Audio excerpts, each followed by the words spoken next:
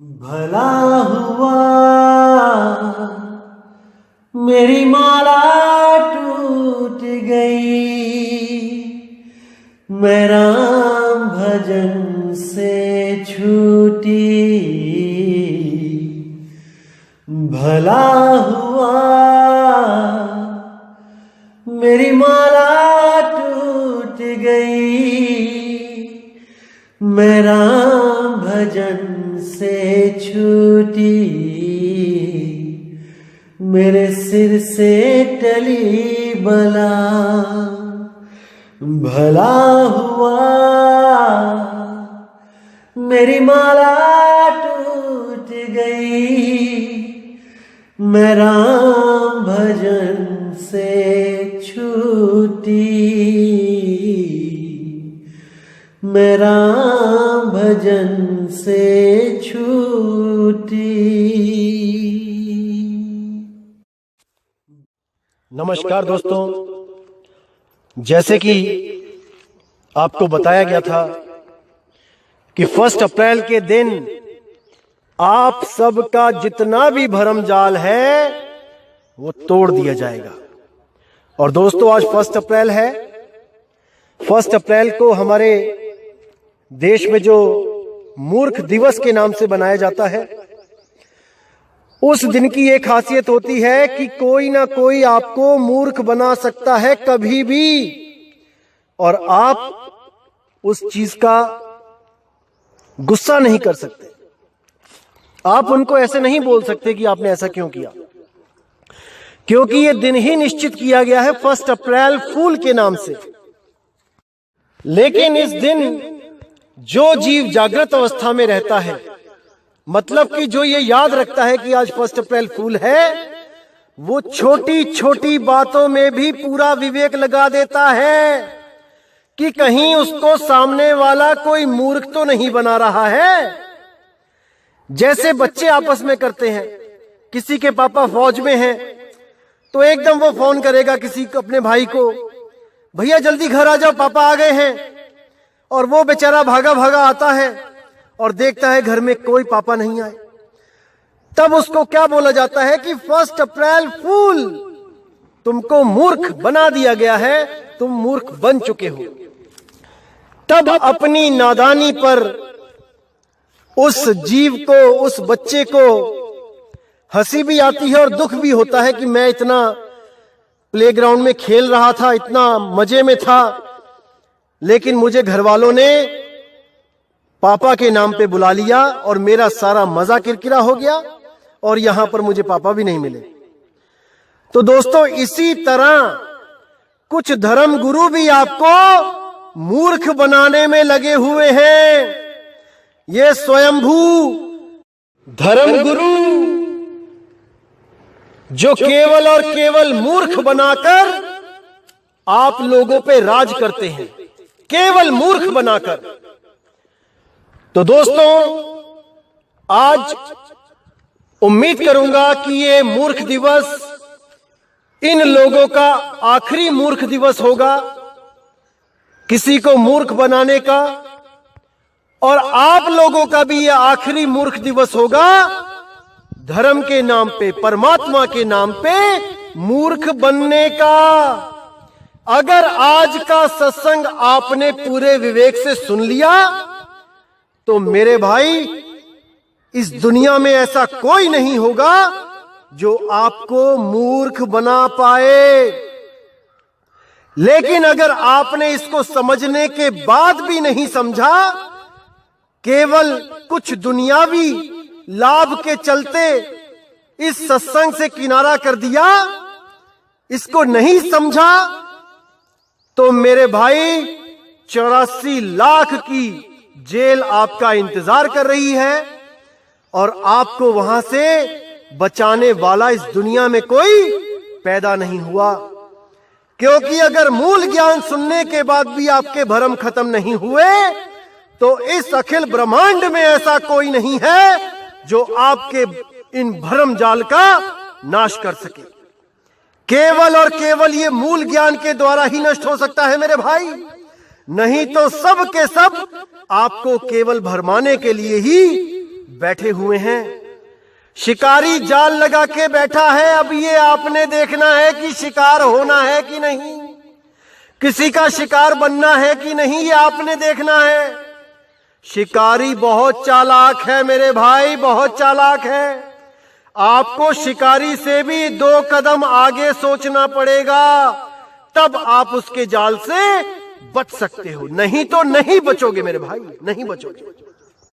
तो दोस्तों, कई लोगों ने जो हमारे इस ज्ञान को प्रचार करने के लिए लोगों को सत्संग शेयर किए, उनको समझाने की कोशिश करी। अच्छा लगा मुझे कि लोगों ने खूब ज्ञान समझा, खूब अच्छी तरह समझा, लेकिन कहीं ना कहीं उनके मनों में एक चीज खटक रही है, वो है 12वां दरवाजा। कि ये 12वां दरवाजा क्या है? मदन साहिब के जो पंथ वाले हैं वो कहते हैं 10वां द्वार गुप्त है, ब्रह्मरंध्र है ठौर, तहावा सुरती लिप्त करो देह तजो फिर और। अरे ये तो 10वें द्वार की बात करते हैं और गरीबदास जी तो 12वें द्वार की बात करते हैं। यहां पर आकर बहुत बड़ी कंफ्यूजन उनके सामने आ जाती है। ज्ञान पूरा समझ में आ गया है, हर चीज क्लियर है, लेकिन केवल ये 12वां दरवाजा रोड़ा बना हुआ है आगे बढ़ जाने के रास्ते में, केवल और केवल ये 12वां द्वार। वरना सबके सब इस कालदूत के पंथ को छोड़ के, इस 12वें कालदूत के पंथ को छोड़ के 13वें पंथ में शामिल हो जाएं, लेकिन ये 12वां द्वार उनको आगे जाने नहीं दे रहा है। तो दोस्तों,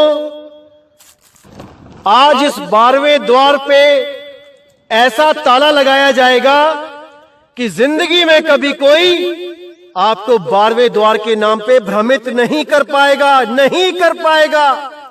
अगर आप में 1% भी बुद्धि विवेक हुआ तो, वरना कोई ना कोई आएगा आपको 12, 13, 14, 15, 16, 17, 20वें, 25वें, 100वें द्वार तक को बता के, भरमा के आपको इस काल के मुंह में ले जाएगा, इस 84 के चक्कर में डाल देगा और आप बिल्कुल भी नहीं समझ पाओगे कि आपके साथ क्या बना, कहां आपको धोखा मिला है। तो दोस्तों, आज आपको इस 12वें द्वार का जो भरम जाल है आज तोड़ा जाएगा। पूरे विवेक के साथ इस सत्संग को सुनना मेरे भाई। साहिब बंदगी सतनाम। तो क्या कहती है वाणी?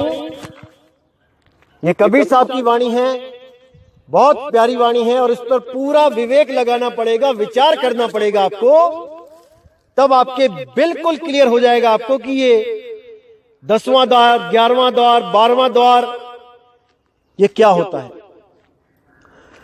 तो वाणी कहती है, गोरखनाथ जी के साथ जब संवाद हुआ था कबीर साहब का, तो गोरखनाथ जी ने पूछा, अवधो कहो जीव को निस्तारा, एही काया में 1 द्वारा, तेही माहे एक है न्यारा, कौन द्वारे प्राण निकसे ताका करो विचारा, तुम तो साहिब सब घट व्यापक, तुमको सकल पसारा, इतनी मोहिमा था नहीं, तुम ही करो विचारा। यानी हे साहिब जी, इस शरीर में 11 द्वार है, उसमें एक न्यारा द्वार है। किस द्वार से प्राण निकलता है और वो कहां जाता है, किस देह में वो जीव जाता है, इसका मुझे ज्ञान दो साहिब। तुम तो सब घट में व्यापक हो, तुम्हारा ही सब पसारा है, घट घट में आप विराजमान हो, आप सब बातों को जानने वाले हो, सब तरह के ज्ञान को जानने वाले हो। मेरा संशय दूर करो साहिब, मुझे बताओ। तो कबीर साहब बोलते हैं कि गुदा द्वारा प्राण निकसे नरक खानी जाए, तुरंत देह गोजवा की पाए नरक में ठहराए।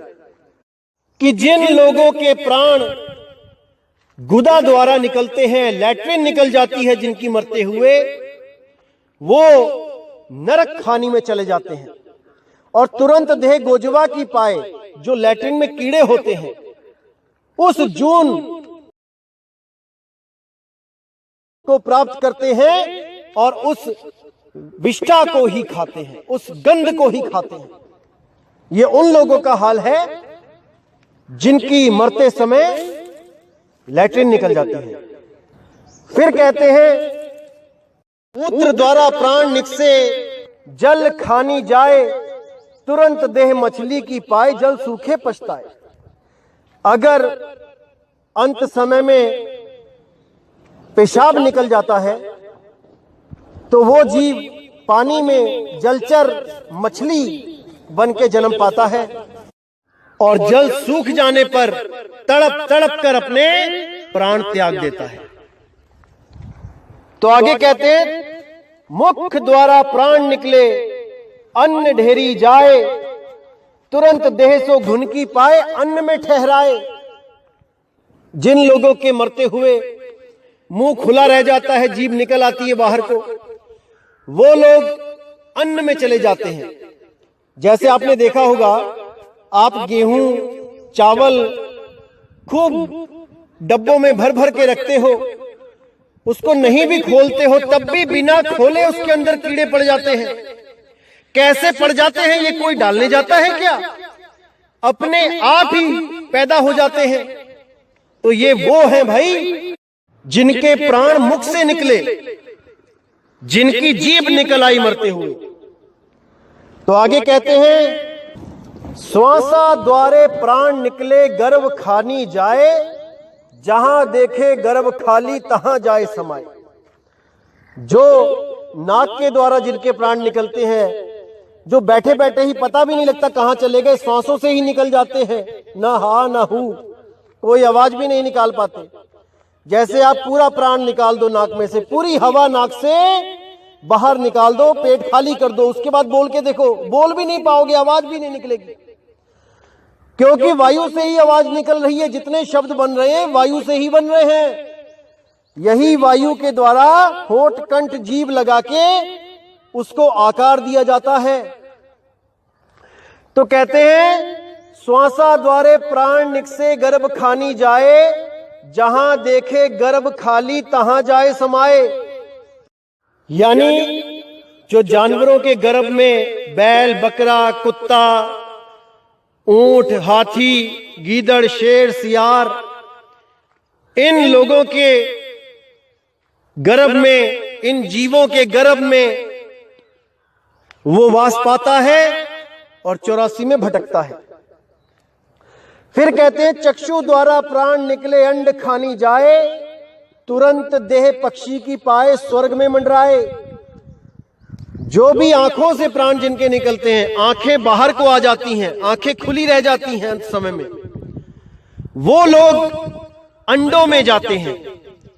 कोई चील के अंडे में चला गया, कोई कबूतर के अंडे में चला गया, कोई कौवे के अंडे में चला गया, और वहां पर जाके पक्षी की देह को पाके स्वर्ग में मंडराए। स्वर्ग यानी ऊपर जो आसमान दिखाई दे रहा है वो स्वर्ग लोक है। जो नीचे धरती है वो मृत्यु लोक है, और जो नीचे धरती के अंदर है वो पाताल लोक है। तो इसी तीनों लोकों में ये जीव भटकता रहता है जब तक उसको उसका असली द्वार ना मिल जाए। तो फिर कहते हैं, श्रवण द्वारा प्राण निकले भूत खानी जाए, देह धरी वह विदेह दर से रूखे में लपटाए। यानी जो लोग कानों के द्वारा निकलते हैं उनकी बहुत दर्दनाक मौत होती है, चीखते चिल्लाते मरते हैं, और उनको ये स्थूल देह भी नसीब नहीं होती। वो सूक्ष्म शरीरों में भटकते फिरते हैं एक पेड़ से दूसरे पेड़ पर। जैसे आपको पुरानी कहानियों में भी बताया जाता था कि जो भूत प्रेत होते हैं वो पीपल के पेड़ पे, बरगद के पेड़ पे होते हैं, आम के किसी पुराने पेड़ पे होते हैं। इसी तरह ये लोग जो कान से निकलते हैं, ये पेड़ पेड़ पे भटकते फिरते हैं, लोगों को परेशान करते हैं, और इनसे छुटकारा पाने के लिए बहुत से लोग इन अघोरी बाबाओं के चक्कर में पड़ जाते हैं, इन भूत प्रेत निकालने वाले लोगों के चक्कर में पड़ जाते हैं और हजारों लाखों रुपए बर्बाद करके महादुख पाते हैं, लेकिन फिर भी वो इनसे निजात नहीं पा पाते हैं। इन प्रेतों के चक्कर में सारी उम्र भ्रम में ही पड़े रहते हैं और अपना अनमोल जीवन नाश कर लेते हैं। जहां भी कोई कहता है कि उस बाबा के पास चले जाओ, उस बाबा के पास चले जाओ, वहां वहां धक्के खाते हैं, लेकिन फिर भी इस चीज से आजाद नहीं हो पाते हैं, क्योंकि ये भरम भूत सकल जग खाया। ये भरम भूत है भाई, ये ऐसे पीछा नहीं छोड़ता है।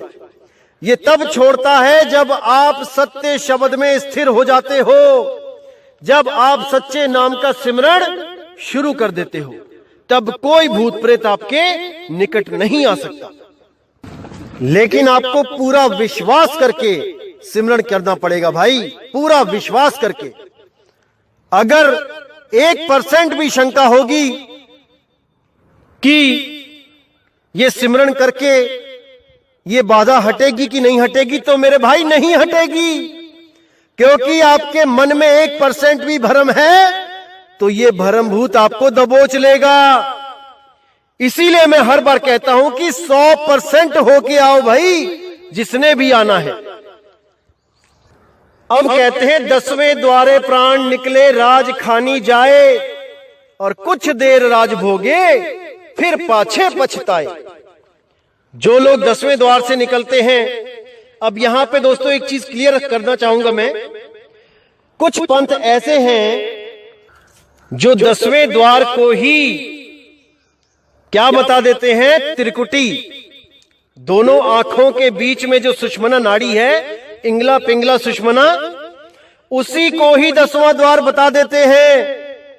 ये महामूर्खता है मेरे भाई, वो 10वां द्वार नहीं है, वो असली 10वां द्वार नहीं है, वो काल के द्वारा बनाया गया नकली द्वार है, जिसमें वो सबको भेजता है, सबको, किसी को नहीं बख्शता। उसी को गुप्त दरवाजा बताकर इंगला पिंगला सुषमना में एक अनंत सफर के लिए इस जीव को भेज देता है।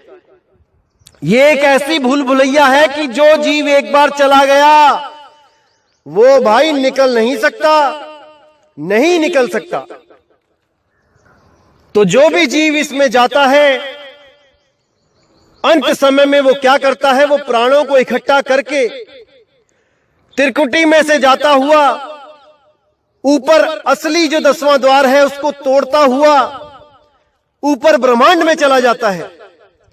मैं फोटो शेयर करूंगा, आप ध्यान से देख लेना कैसे जीव इस 10वें द्वार को तोड़ता हुआ ऊपर चला जाता है और दोबारा इसी 84 में वापस आ जाता है। जो लोग प्राण योग करते हैं वो भी यही काम करते हैं, सारे प्राण को इकट्ठा करके अंत समय में ऊपर की तरफ चढ़ाकर असली जो 10वां द्वार है उसको तोड़कर आगे निकल जाते हैं और ब्रह्मांड की सैर करके दोबारा किसी गर्भ में चले जाते हैं। आप इस फोटो में बहुत अच्छी तरह देख सकते हैं कि कैसे 10वें द्वार को तोड़कर जीव बाहर निकल गया है और ब्रह्मांड की सैर कर रहा है। इसीलिए हिंदू धर्म में जब कोई मर जाता है तो उसके सिर पे लकड़ी से वार करते हैं, ठोक देते हैं, सिर को तोड़ देते हैं ताकि वो जीव इस द्वार से बाहर निकल जाए। अरे मेरे भाई, मरने के बाद नहीं ठोका जाना चाहिए, जीते जी वहां से निकलोगे तब बात बनेगी, तब आपको स्वर्ग, ब्रह्मलोक, सतलोक आदि लोक मिलेंगे, वरना वो भी नहीं मिलेंगे। अगर मरने के बाद क्रियाक्रम में अगर लकड़ी से सिर को तोड़ते हो तब ये प्राणों के द्वारा तोड़ के निकलना पड़ता है, प्राणों के द्वारा, तब बात बनती है। जो राजा की जून मिलेगी तब मिलेगी, स्वर्ग मिलेगा तब मिलेगा, ऐसे नहीं मिलेगा लकड़ी मार के। तो कहते हैं 10वें द्वारे प्राण निकले राज खानी जाए, कुछ देर राज भोगे फिर पाछे पछताए। वो पछताएगा, वो सिर को फोड़ के भी निकलेगा, ऊपर को ब्रह्मांड में जाएगा, फिर पछताएगा, उसको मुक्ति नहीं मिलेगी। अब आगे कहते हैं सुरति द्वारा प्राण निकसे सत्य लोक ही जाए, शब्द निरखत जाए लोक ही कहे कबीर बुझाए। कि जो सुरती द्वारा प्राण को निकालेगा, कहने का मतलब सुरती जहां पर एंटर की थी, उसी स्थान से जब सुरती वापस उसी शब्द में चली जाएगी जहां से वो जुदा हुई थी, इसी को सत्यलोक कहते हैं, इसी को शब्द का लखाव कहते हैं, इसी को शब्द की प्राप्ति कहते हैं। मेरे भाई, शब्द गुरु से बिछड़ी थी, शब्द गुरु में ही समा जाएगी। अरे सुरत समाए शब्द में, वाको काल न खाए। समझ जाओ मेरे भाइयों, समझ जाओ। इस अवस्था में प्राण और सुरति दोनों अलग हो जाते हैं। श्वास और सुरति अलग अलग हो जाते हैं। श्वास रह जाती है ब्रह्मांड में और सुरति आगे का रास्ता सफर तय करके हमेशा के लिए इन 5 तत्वों से न्यारी हो जाती है, अपने निज स्वरूप, अपने मूल ठिकाने पे पहुंच जाती है। इसी को मुक्ति पद कहा जाता है मेरे भाई, इसी को मुक्ति बोला जाता है। तो अब जब हम हिसाब लगाते हैं कि कितने द्वारों से कहां कहां जीव गया है, कितने द्वारों को बताया गया है इस वाणी में, तो हिसाब लगाइए। देखिए, गुदा द्वार 1, मूत्र द्वार यानी कि पेशाब निकल जाना 2, मुख द्वार 3, श्वासों का द्वार 2 नाक के छेद 3 और 2 5, चक्षु द्वार 2 आंखों के छेद 5 और 2 7, श्रवण द्वार कानों के छेद 7 और 2 9, 10वां द्वार जिसके द्वारा जीव राजा बनता है वो हो गया 10वां द्वार, जिसको रंभ द्वार भी बोल दिया जाता है। ये हो गए 10 द्वार। और जो 11वां द्वार है वो है सुरती शब्द मेल, जिसको बोला जाता है शब्द द्वार। शब्द बिना सुरत आंधरी कहो कहां को जाए, द्वार न पावे शब्द का फिर भटका खाए। तो 11वां द्वार है शब्द द्वार।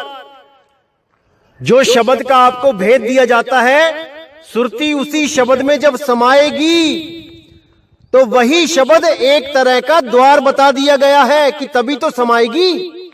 जब किसी कमरे में हमने जाना होता है, यानी हमें कमरे में समाना है, तो वहां पे एक दरवाजा होता है। लेकिन जब शब्द में सुरत समाएगी तो वहां पे कोई दरवाजा नहीं होगा, वो दरवाजे के बिना ही दरवाजा है, वो शब्द द्वार है। इसीलिए बोला गया है 10हों द्वार नरक भर बूढ़े, तू गंदी को बेड़ो। यानी 10 द्वार से भी निकल जाओगे शरीर को त्याग के, तब भी तुम्हारी मुक्ति नहीं होगी जब तक तुम्हें 11वें द्वार रूपी शब्द का लखाव करने वाला गुरु ना मिल जाए तो। और अगर आप त्रिकुटी को भी जोड़ोगे, जो इंगला पिंगला और सुषमना द्वार है, तो यही शब्द द्वार 11वें की जगह 12वां हो जाएगा। इसी को 12वां द्वार कहा जाएगा। लेकिन ऐसा नहीं है भाई, इंगला पिंगला सुषमना को 10वां द्वार नहीं कहा जाता है, उसको तीसरा तिल शिव नेत्र कहा जाता है, जिसके खुल जाने पर जीव भस्म हो जाता है। कोई मुक्ति नहीं मिल जाती उस द्वार के खुल जाने पर। ये इशारा बताया भी गया है कि जब शिव जी का तीसरी आंख खुल जाती है तो जीवों का नाश हो जाता है।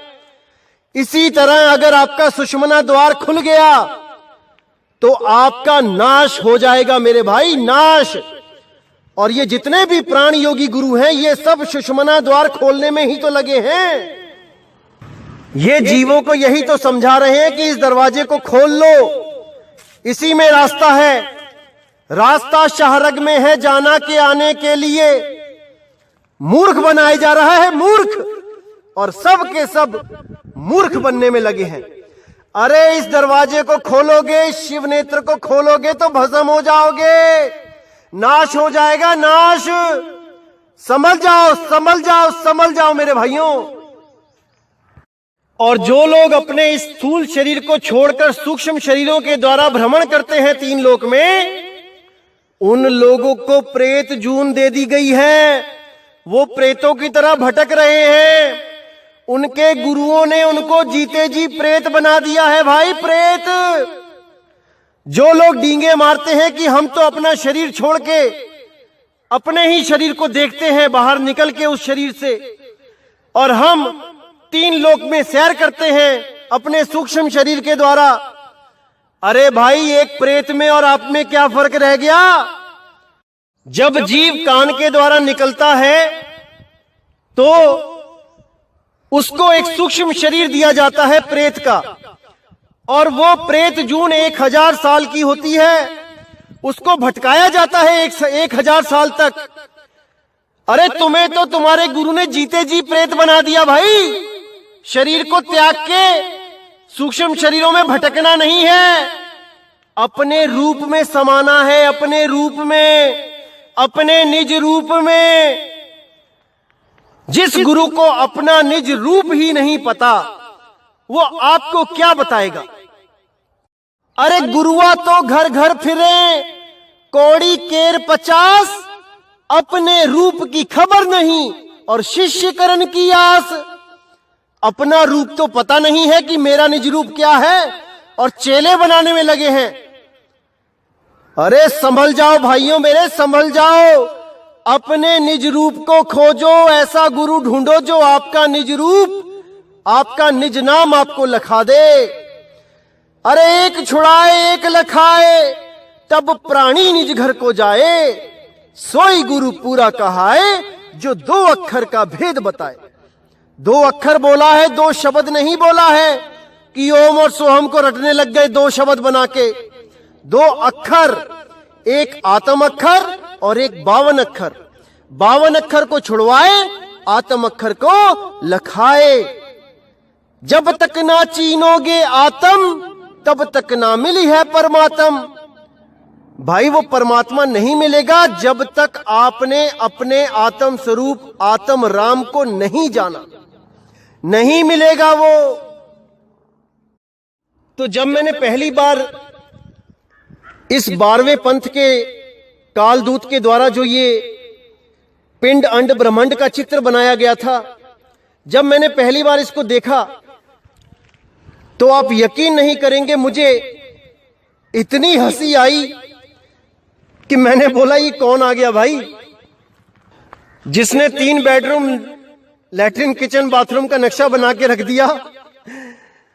बड़ा अजीब लगा मुझे कि भाई ऐसे ऐसे संत भी आ गए क्या दुनिया में, जो ऐसे नक्शे बना के बताएंगे कि यहां से दाएं घूम जाना तो स्वर्ग लोक आ जाएगा, बाएं घूम जाना तो काल लोक आ जाएगा। क्या बताऊं, बड़ी दुविधा हुई। बहुत सोचा मैंने कि ये क्या पाठ पढ़ाया जा रहा है जीवों को। अरे ये थोड़ी नहीं है भाई, जो पिंडे सो ब्रह्मंडे, जिन खोजे तिन पाया। बिल्कुल साफ बोला गया है कि इस पिंड में ही, इस शरीर की जो रचना है, यही बाहर ब्रह्मांड की रचना है। दोनों में कोई फर्क नहीं है। लेकिन फिर भी पता नहीं क्यों जीव समझ नहीं पाता है और भरम जाल में भूल जाता है। जब मैंने उसमें देखा कि 10वें द्वार के आगे 11वां द्वार, 11वें द्वार के आगे 12वां द्वार, तो मेरी हंसी नहीं रुक पाई और मैंने ये पूर्ण निश्चय कर लिया था कि इस अज्ञान को जड़ से खत्म करके ही रहूंगा। एक दिन ऐसा जरूर आएगा जब इस अज्ञान को खत्म किया जाएगा और सच्चे 13वें पंथ का प्रचार किया जाएगा। तो दोस्तों, वो दिन आ गया है। आज ऐसा अंत किया जाएगा कि जीवन में कभी कोई 12वें द्वार का नाम लेके किसी को भ्रमित नहीं कर पाएगा और ये नकली चित्र को भी अपने हाथों से फाड़ के डस्टबिन में फेंक देगा। आज मैं आपसे वादा करता हूं कि आज ऐसा हो के ही रहेगा, लेकिन अगर कोई विवेकी पुरुष हो तो ही वो ऐसा कर पाएगा, अन्यथा जो मूढ़ मोटी बुद्धि के जीव हैं वो इसी कालजाल में उलझे रहेंगे। तो दोस्तों, गरीबदास जी की वाणी में भी जो 12वें द्वार की बात की गई है उसको मैं आपको क्लियर कर देता हूं। गरीबदास जी ने भी इन ही 11 दरवाजों का जिक्र किया है जो कबीर साहब ने किया है, क्योंकि चेला कभी गुरु से आगे की बात नहीं कर सकता। लेकिन उन्होंने 12वां द्वार क्यों बोला, इसके पीछे बहुत बड़ा रहस्य है। जब कबीर साहब ने गरीबदास जी को नाम दिया और उनको बोला कि तुम इस वाणी के द्वारा पूरा प्रकाश करोगे मेरे नाम का, मेरे शब्द का, तो गरीबदास जी बहुत प्रसन्न हो गए। उन्होंने कहा, अहो भाग्य मालिक, आपने मुझे इतना बड़ा काम सौंप दिया, मैं बहुत खुश हूं। लेकिन जब कबीर साहब ने बोला कि गरीबदास जी, आप ही के पंथ में काल के दूत भी आएंगे और वो वाणी का अर्थ का अनर्थ करेंगे, इसलिए तुम ऐसी वाणी लिखना जो बहुत ही ज्यादा रहस्यमयी हो, बहुत ज्यादा गूढ़ हो, ताकि काल के दूत इस वाणी को समझ ही ना पाएं और उल्टा सुल्टा जो भी उनके मन में आए व्याख्या करते चले जाएं। तब उन्होंने बोला कि तुम अपनी वाणियों में 12वें द्वार का जिक्र करो, 12वें द्वार का जिक्र करो। तब गरीबदास जी ने बोला, महाराज जी, जितने भी संत हुए हैं आज तक किसी ने 12वें द्वार का जिक्र नहीं किया, यहां तक कि आपने भी 11वें द्वार को ही शब्द द्वार बोला, तो मैं 12वें द्वार को कैसे प्रकट करूंगा? ये तो बहुत बड़ा अनर्थ हो जाएगा, जीव भ्रमित हो जाएंगे। तब कबीर साहब ने बोला, तुम फिक्र मत करना गरीबदास, जब मेरे 13वें पंथ का प्रचार होगा तब ये सारे द्वार क्लियर कर दिए जाएंगे। तुम 12वें द्वार का जिक्र जरूर करना, क्योंकि जो नकली गुरु काल दूत आएंगे वो भी 11वें द्वार का जिक्र करेंगे, वो भी मेरी वाणी बोलेंगे। कौन सी वाणी?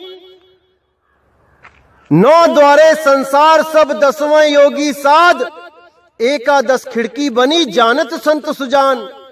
ये वाणी बोल के कुछ काल के दूत भी अपने आप को घोषित करेंगे कि हम 11वें द्वार को जानते हैं, यानी शब्द को जानते हैं, और सार शब्द के नाम पे केवल कान में धू धू कर देंगे, कान में फूंक मार के कह देंगे हमने सार शब्द तुम्हारे अंदर प्रवेश करा दिया है, अब तुम्हें काल नहीं रोक सकता। मूर्ख बनाएंगे लोगों को, मूर्ख। लेकिन गरीबदास, तुम्हारी वाणी का सहारा लेके काल के दूत ही दूसरे काल के दूत को गलत साबित कर देंगे। वो 12वां द्वार कह के 11वें द्वार वाले को गलत साबित कर देंगे, और 11वें द्वार वाले लोग भागे आएंगे 12वें द्वार वाले कालदूत की शरण में, क्योंकि उनको लगेगा शायद इससे आगे भी कोई 12वां द्वार है, हमें वहां जाना है। तब गरीबदास जी ने कहा, महाराज, लेकिन शब्द से आगे तो कोई द्वार ही नहीं है, तब क्या किया जाएगा? अगर ये लोग भ्रमित हो गए तो, वो कालदूत ने सबको भ्रमित कर दिया तो। तब गरीबदास जी महाराज को बोला गया कि वो काल का दूत 12वें द्वार का नाम ले लेके सबसे झगड़ा करेगा, सबको झूठा सिद्ध करेगा, यहां तक कि अहंकार के वश अपनी ही सरकार से, अपने ही देश के लोगों से झगड़ा करेगा और उसको उम्र कैद हो जाएगी, आखिरी सांस तक वो जेल में रहेगा। तो गरीबदास जी ने कहा महाराज वो तो ठीक है, लेकिन आगे जो उसके वंशज, उस काल दूत के आगे जो पंथ चलाएंगे, उसके सगे संबंधी, उसके शिष्य, तब तो जीव परेशान हो जाएगा, तब तो जीव भटका खाएगा। तब कबीर साहब ने कहा तुम फिक्र मत करना गरीबदास, तुम अपनी वाणी में उस 12वें द्वार का जिक्र जरूर करना। जब मेरे असली 13वें पंथ का प्रचार होगा तब वो प्रचारक हर चीज क्लियर कर देगा। क्या होते हैं 10वें द्वार, क्या होता है 11वां द्वार, क्या होता है 12वां द्वार, वो सब बता देगा। वो ये बता देगा कि 12वां द्वार और कुछ नहीं भाई, कोई ब्रह्मांड में, कोई आसमान में नहीं है भाई, कि 10वें के बाद आगे 11वां द्वार मिलेगा, फिर आगे 12वां द्वार मिलेगा, फिर आगे कोई कुछ और मिलेगा। वो ये क्लियर कर देगा कि 12वां द्वार ही नाभि द्वार है, जिसके द्वारा बच्चे को खाना पीना सांस मिलती है गर्भ के अंदर, वही वो 12वां द्वार है, और कोई आसमान में नहीं है 12वां द्वार। तब गरीबदास जी ने बोला कि महाराज जी उसकी बात का यकीन कौन करेगा, कौन समझेगा उसकी बात को। तो कबीर साहब ने कहा कोई बात नहीं गरीबदास, जो 12वें पंथ का कालदूत होगा मैं उसके अंदर ये फीड कर दूंगा कि वो अपने हाथों से इस सत्य को अपने ही ग्रंथ में लिख के जेल जाए। तुम बिल्कुल फिक्र मत करना गरीबदास, ये सब मैं अपने आप संभाल लूंगा।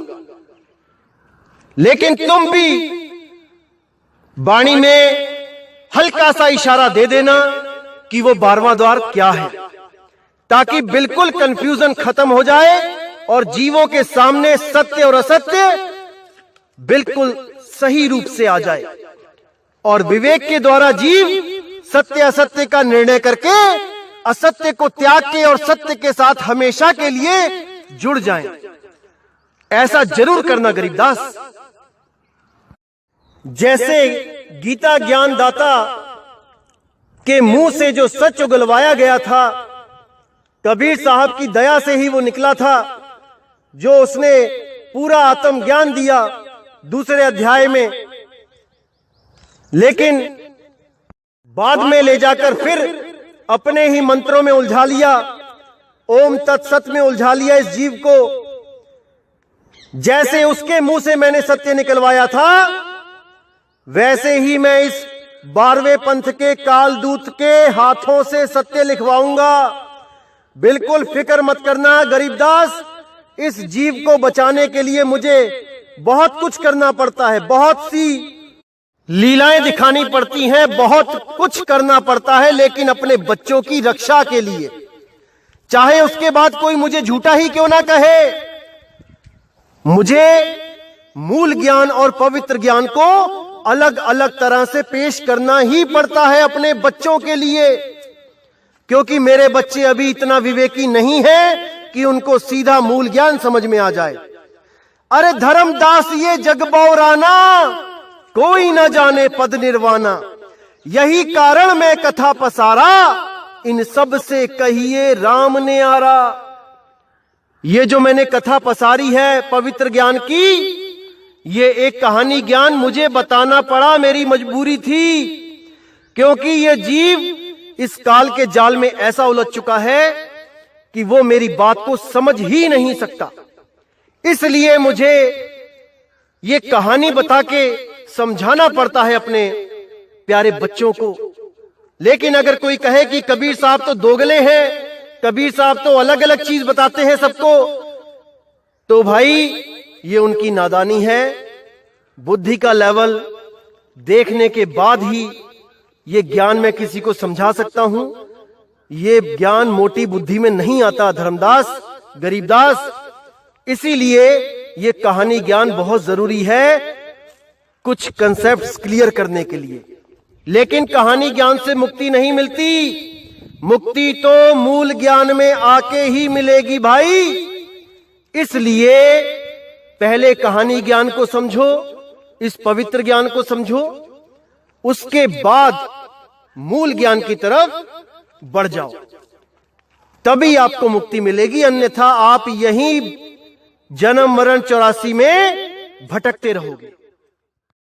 इसी अटपटी वाणी का इशारा गरीबदास जी ने अपनी वाणी में भी दिया कि हमरी गाई गाएगा, 3 लोक में धक्के खाएगा। कोई भी संत अपनी वाणी को ऐसे नहीं बोलता कि मेरी वाणी।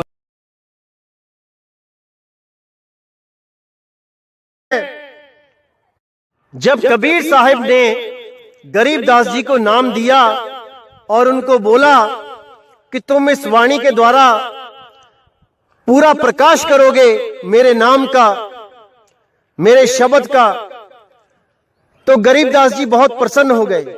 उन्होंने कहा, अहो भाग्य मालिक, आपने मुझे इतना बड़ा काम सौंप दिया, मैं बहुत खुश हूं। लेकिन जब कबीर साहब ने बोला कि गरीबदास जी, आप ही के पंथ में काल के दूत भी आएंगे और वो वाणी का अर्थ का अनर्थ करेंगे, इसलिए तुम ऐसी वाणी लिखना जो बहुत ही ज्यादा रहस्यमयी हो, बहुत ज्यादा गूढ़ हो, ताकि काल के दूत इस वाणी को समझ ही ना पाए और उल्टा सुल्टा जो भी उनके मन में आए व्याख्या करते चले जाएं। तब उन्होंने बोला कि तुम अपनी वाणियों में 12वें द्वार का जिक्र करो, 12वें द्वार का जिक्र करो। तब गरीबदास जी ने बोला, महाराज जी, जितने भी संत हुए हैं आज तक किसी ने 12वें द्वार का जिक्र नहीं किया, यहां तक कि आपने भी 11वें द्वार को ही शब्द द्वार बोला, तो मैं 12वें द्वार को कैसे प्रकट करूंगा? ये तो बहुत बड़ा अनर्थ हो जाएगा, जीव भ्रमित हो जाएंगे। तब कबीर साहब ने बोला, तुम फिक्र मत करना गरीबदास, जब मेरे 13वें पंथ का प्रचार होगा तब ये सारे द्वार क्लियर कर दिए जाएंगे। तुम 12वें द्वार का जिक्र जरूर करना, क्योंकि जो नकली गुरु काल दूत आएंगे वो भी 11वें द्वार का जिक्र करेंगे, वो भी मेरी वाणी बोलेंगे। कौन सी वाणी? 9 द्वारे संसार सब 10वां योगी साध, एकादश खिड़की बनी जानत संत सुजान। ये वाणी बोल के कुछ काल के दूत भी अपने आप को घोषित करेंगे कि हम 11वें द्वार को जानते हैं, यानी शब्द को जानते हैं, और सार शब्द के नाम पे केवल कान में धू धू कर देंगे, कान में फूंक मार के कह देंगे हमने सार शब्द तुम्हारे अंदर प्रवेश करा दिया है, अब तुम्हें काल नहीं रोक सकता। मूर्ख बनाएंगे लोगों को, मूर्ख।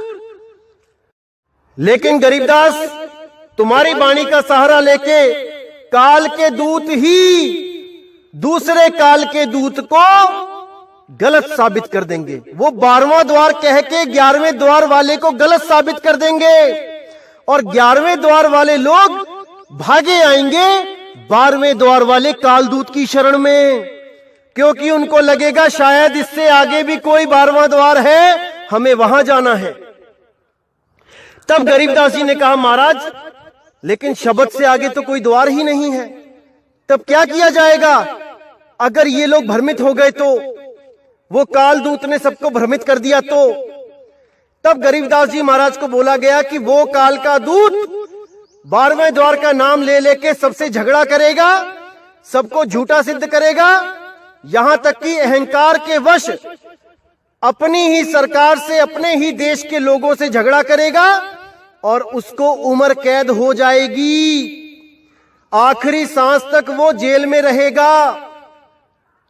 तो गरीबदास जी ने कहा, महाराज वो तो ठीक है, लेकिन आगे जो उसके वंशज, उस काल दूत के आगे जो पंथ चलाएंगे, उसके सगे संबंधी, उसके शिष्य, तब तो जीव परेशान हो जाएगा, तब तो जीव भटका खाएगा। तब कबीर साहब ने कहा, तुम फिक्र मत करना गरीबदास, तुम अपनी वाणी में उस 12वें द्वार का जिक्र जरूर करना। जब मेरे असली 13वें पंथ का प्रचार होगा तब वो प्रचारक हर चीज क्लियर कर देगा। क्या होते हैं 10वें द्वार, क्या होता है 11वां द्वार, क्या होता है 12वां द्वार, वो सब बता देगा। वो ये बता देगा कि 12वां द्वार और कुछ नहीं भाई, कोई ब्रह्मांड में, कोई आसमान में नहीं है भाई कि 10वें के बाद आगे 11वां द्वार मिलेगा, फिर आगे 12वां द्वार मिलेगा, फिर आगे कोई कुछ और मिलेगा। वो ये क्लियर कर देगा कि 12वां द्वार ही नाभि द्वार है, जिसके द्वारा बच्चे को खाना पीना सांस मिलती है गर्भ के अंदर। वही वो 12वां द्वार है और कोई आसमान में नहीं है 12वां द्वार। तब गरीबदास जी ने बोला कि महाराज जी, उसकी बात का यकीन कौन करेगा, कौन समझेगा उसकी बात को? तो कबीर साहब ने कहा, कोई बात नहीं गरीबदास, जो 12वें पंथ का कालदूत होगा मैं उसके अंदर ये फीड कर दूंगा कि वो अपने हाथों से इस सत्य को अपने ही ग्रंथ में लिख के जेल जाए। तुम बिल्कुल फिक्र मत करना गरीबदास, ये सब मैं अपने आप संभाल लूंगा। लेकिन तुम भी वाणी में हल्का सा इशारा दे देना कि वो 12वां द्वार क्या है, ताकि बिल्कुल कंफ्यूजन खत्म हो जाए और जीवों के सामने सत्य और असत्य बिल्कुल सही रूप से आ जाए और विवेक के द्वारा जीव सत्य असत्य का निर्णय करके असत्य को त्याग के और सत्य के साथ हमेशा के लिए जुड़ जाएं। ऐसा जरूर करना गरीबदास। जैसे गीता ज्ञान दाता के मुंह से जो सच उगलवाया गया था, कबीर साहब की दया से ही वो निकला था, जो उसने पूरा आत्म ज्ञान दिया दूसरे अध्याय में, लेकिन बाद में ले जाकर फिर अपने ही मंत्रों में उलझा लिया, ओम तत्सत में उलझा लिया इस जीव को। जैसे उसके मुंह से मैंने सत्य निकलवाया था, वैसे ही मैं इस 12वें पंथ के कालदूत के हाथों से सत्य लिखवाऊंगा। बिल्कुल फिक्र मत करना गरीबदास, इस जीव को बचाने के लिए मुझे बहुत कुछ करना पड़ता है, बहुत सी लीलाएं दिखानी पड़ती हैं, बहुत कुछ करना पड़ता है, लेकिन अपने बच्चों की रक्षा के लिए, चाहे उसके बाद कोई मुझे झूठा ही क्यों ना कहे, मुझे मूल ज्ञान और पवित्र ज्ञान को अलग अलग तरह से पेश करना ही पड़ता है अपने बच्चों के लिए, क्योंकि मेरे बच्चे अभी इतना विवेकी नहीं है कि उनको सीधा मूल ज्ञान समझ में आ जाए। अरे धर्मदास, ये जग बौराना, कोई न जाने पद निर्वाणा, यही कारण मैं कथा पसारा, इन सब से कहिए राम ने आरा। ये जो मैंने कथा पसारी है पवित्र ज्ञान की, ये एक कहानी ज्ञान मुझे बताना पड़ा, मेरी मजबूरी थी, क्योंकि ये जीव इस काल के जाल में ऐसा उलझ चुका है कि वो मेरी बात को समझ ही नहीं सकता। इसलिए मुझे ये कहानी बता के समझाना पड़ता है अपने प्यारे बच्चों को। लेकिन अगर कोई कहे कि कबीर साहब तो दोगले हैं, कबीर साहब तो अलग अलग चीज बताते हैं सबको, तो भाई ये उनकी नादानी है। बुद्धि का लेवल देखने के बाद ही ये ज्ञान मैं किसी को समझा सकता हूं। ये ज्ञान मोटी बुद्धि में नहीं आता धर्मदास, गरीबदास। इसीलिए ये कहानी ज्ञान बहुत जरूरी है कुछ कंसेप्ट्स क्लियर करने के लिए। लेकिन कहानी ज्ञान से मुक्ति नहीं मिलती, मुक्ति तो मूल ज्ञान में आके ही मिलेगी भाई। इसलिए पहले कहानी ज्ञान को समझो, इस पवित्र ज्ञान को समझो, उसके बाद मूल ज्ञान की तरफ बढ़ जाओ, तभी आपको मुक्ति मिलेगी। अन्यथा आप यहीं जन्म मरण 84 में भटकते रहोगे। इसी अटपटी वाणी का इशारा गरीबदास जी ने अपनी वाणी में भी दिया कि हमरी गाई गाएगा, 3 लोक में धक्के खाएगा। कोई भी संत अपनी वाणी को ऐसे नहीं बोलता कि मेरी वाणी गाओगे तो 3 लोक में धक्के खाओगे। ये केवल इसलिए बोला क्योंकि मेरी वाणी गाएंगे तो सब, लेकिन वो भेद किसी को नहीं पता होगा, इसलिए उन्होंने ये इशारा दिया। उनकी वाणी का भेद केवल और केवल 13वें पंथ के प्रचारक के पास होगा, और सब जितने भी कालदूत हैं वो सब इस 12वें द्वार के चक्कर में ही उलझ जाएंगे। सब यही सोचते रहेंगे कि 10वें के बाद 11वां, 11वें के बाद 12वां आएगा। यहां तक कि उस कालदूत को भी खबर ना रहेगी कि परमात्मा ने उससे उसी के ग्रंथ में क्या लिखवा दिया है, और वो भी सबको 12वां करके भ्रमित करता रहेगा। और जैसे ही 13वें पंथ का प्रचार शुरू होगा, उस कालदूत की हर चाल को एक्सपोज कर दिया जाएगा, जग जाहिर कर दिया जाएगा, और ये खोल के बता दिया जाएगा कि वो 12वां द्वार और कुछ नहीं भाई, वो नाभि द्वार है, नाभि द्वार।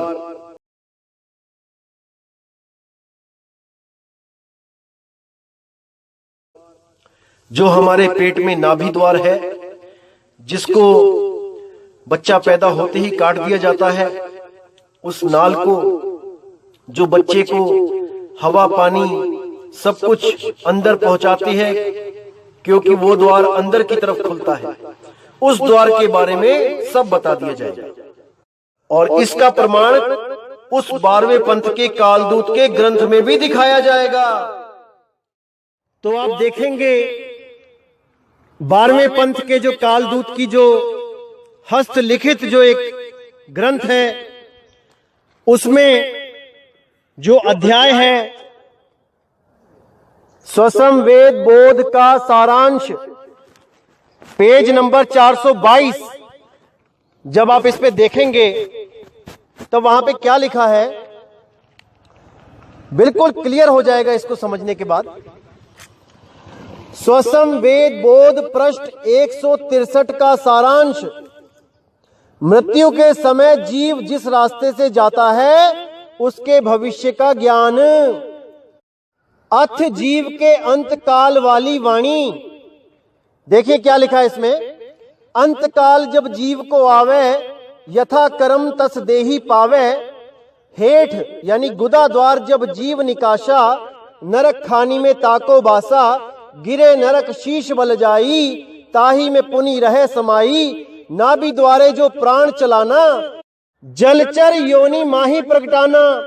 मूत्र द्वार कर जीव पयाना, पशु योनि में तास ठिकाना। मुख द्वार ते जीव कड़ी आवे, अन्न खानी में बासा पावे। श्वास द्वार ते जीव जब जाता, अंडज खानी में सो प्रकटाता। नेत्र द्वार जब जीव सिधारा, मक्खी आदि तन सो धारा।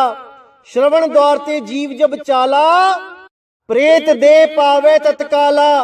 दशम द्वार ते निकसे प्राणा, राजा होए भोग विधि नाना।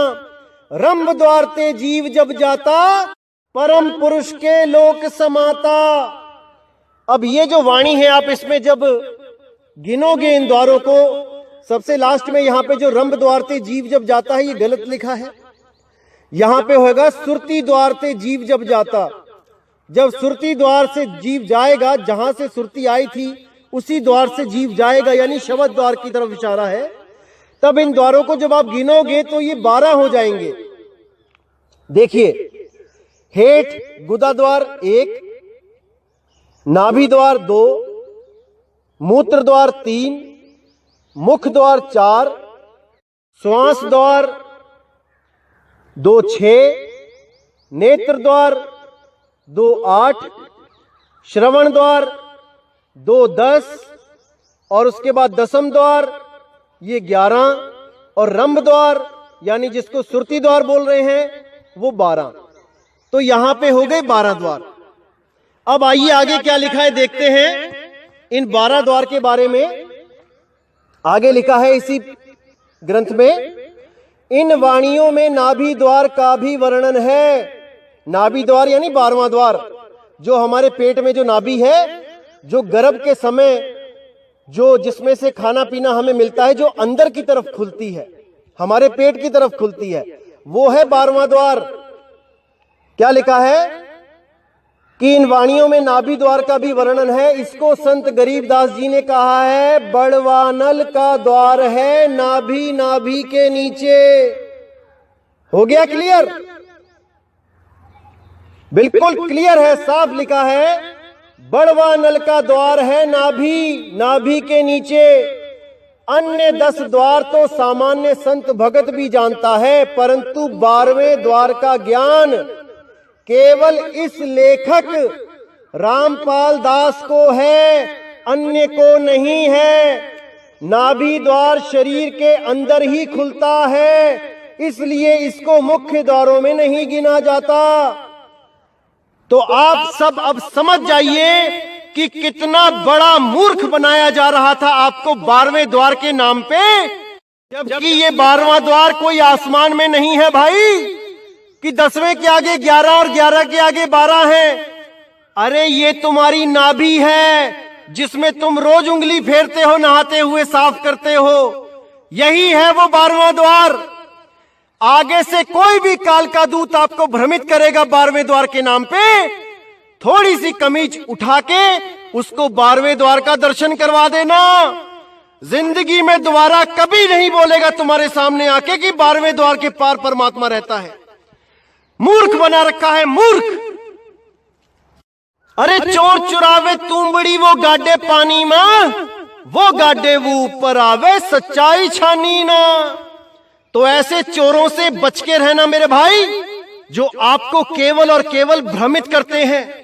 जैसे अंग्रेजों का जो फंडा था वो था कि फूट डालो और राज करो, और इन काल दूतों का फंडा है कि भ्रम में डालो और राज करो। अब ये आपने देखना है कि आपने भ्रमित होना है कि नहीं होना है।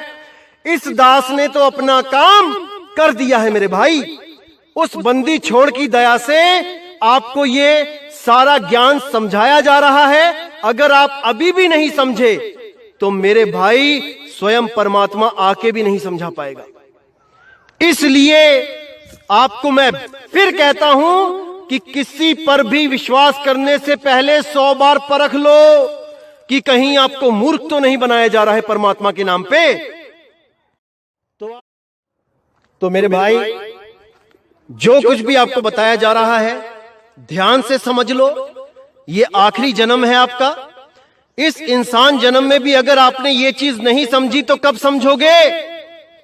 क्या 84 में जाने के बाद समझोगे? अभी नहीं समझे तो मेरे भाई कभी नहीं समझोगे, कभी नहीं। इसलिए मैं कह रहा हूं कि हर चीज को बिल्कुल क्लियर कर दो, ताकि 1% भी भ्रम आपके दिमाग में ना रहे। ये काल के दूत आपको भ्रमित ना कर पाए, आपको सच्चे परमात्मा की सच्ची भक्ति नसीब हो। लेकिन वो तभी होगी जब आप इन सब के जाल को काटते जाओगे विवेक के द्वारा।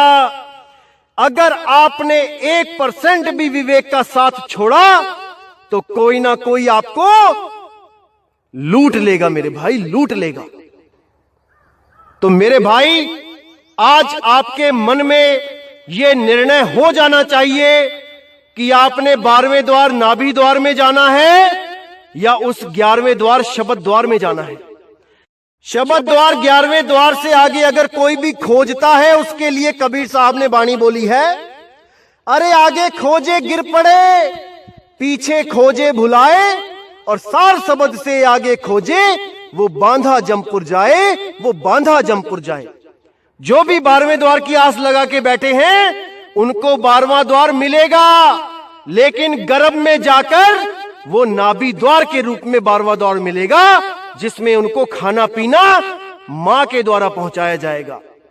समझ जाओ मेरे भाई, समझ जाओ, अभी मौका है। अगर ये मौका बीत गया, ये समय निकल गया, तो मेरे भाई अंत में कोई सहाय नहीं होगा, कोई सहाय नहीं होगा। केवल शब्द गुरु सहाय है, उसकी खोज कर लो, उसको पहचान लो मेरे भाई, पहचान लो। तो दोस्तों, इसी के साथ आज का सत्संग मैं समाप्त करता हूं और पूरी उम्मीद करता हूं कि आज आपका ये 12वें द्वार का जो भरम भूत आपके पीछे पड़ा था, आज आपका पीछा छोड़ देगा। ये भरम जाल जिसमें आप जी रहे थे 12वें द्वार के सपने ले लेके, आज उस 12वें द्वार पे हमेशा के लिए ताला जड़ दिया जाएगा। अब उस 12वें द्वार का जिक्र कभी ना हो, यही मैं चाहता हूं, ताकि आप भ्रमित ना हो पाओ। कोई भी आपको 12वें द्वार की बात करता है, यही सत्संग सुना देना, ये पेज दिखा देना, यही उसके अज्ञान के गाल पे करारा तमाचा होगा मेरे भाई। बहुत मूर्ख बन लिए, अब और नहीं और नहीं और नहीं मेरे भाई। तो अब मुझे विदा दीजिए और आने वाले सत्संगों में जितना भी भ्रम आपके दिमाग में है वो सब का सब खत्म कर दिया जाएगा। एक एक चीज क्लियर कर दी जाएगी मेरे भाई, एक एक चीज। बस आप सत्य का साथ दो, विवेक के द्वारा अपने जीव का कल्याण करो। किसी की फालतू बातों में आने की जरूरत नहीं है। कोई आपको काल के नाम से डराता है तो उसको बोलो कि भाई जिस पर हाथ साईं का है उसका काल कुछ नहीं बिगाड़ सकता, कुछ नहीं बिगाड़ सकता। अरे जाको राखे साइया मार सके ना कोई। आप बिल्कुल फिक्र मत करो, बंदी छोड़ आपके साथ है। बंदी छोड़ का मूल ज्ञान समझो मेरे भाई। सत्य नाम को जान लो, सत्य नाम को पकड़ लो। सत्य नाम ओम सोहम नहीं है, सत्य नाम स्वयं बंदी छोड़ सतगुरु कबीर है। अरे सत्य नाम पाए जो वीरा, संग रहूं मैं दास कबीरा, संग रहूं मैं दास कबीरा। तो मेरे दोस्तों, इस अपने भाई को अब विदा कीजिए। और मैं समझता हूं कि आज का सत्संग सुन के कई लोगों को बहुत गुस्सा भी आ रहा होगा मेरे ऊपर कि अरे इतना बड़ा जाल हमने बिछाया था जीवों को फंसाने के लिए और इसने सारे का सारा काट दिया। तो भाई दुख तो होगा, लेकिन परमात्मा ने जो मुझे ड्यूटी दी है उसको तो मैंने निभाना ही है मेरे भाई। तो इसलिए गुस्सा मत करो, अपने अपने जीव का कल्याण सोचो, क्योंकि तुम लोग भी नरक में ठोके जाओगे भाई अगर सच्ची भक्ति नहीं करोगे। तो आज जो पैसा इकट्ठा कर लिया है सब लोगों ने परमात्मा का नाम ले लेके, ये पैसा तुम्हें बचा नहीं पाएगा। जिस दिन तुम्हारे सिरहाने काल खड़ा होगा आके, उस दिन तुम्हारी वो दुर्गति होगी कि लै रब दा नाम। उससे पहले पहले मूल ज्ञान को समझ लो और अपना कल्याण कर लो मेरे भाइयों। सब एक ही मालिक के बच्चे हैं, सबको उस मूल ज्ञान की शरण में आना चाहिए और हर भ्रम से बाहर निकल जाना चाहिए। तो इसी के साथ दोस्तों मुझे विदा करो। जय गुरु बंदी छोड़ वैराग साहिब, जय गुरु बंदी छोड़ मदन साहिब, जय गुरु बंदी छोड़ सतगुरु सत्य कबीर।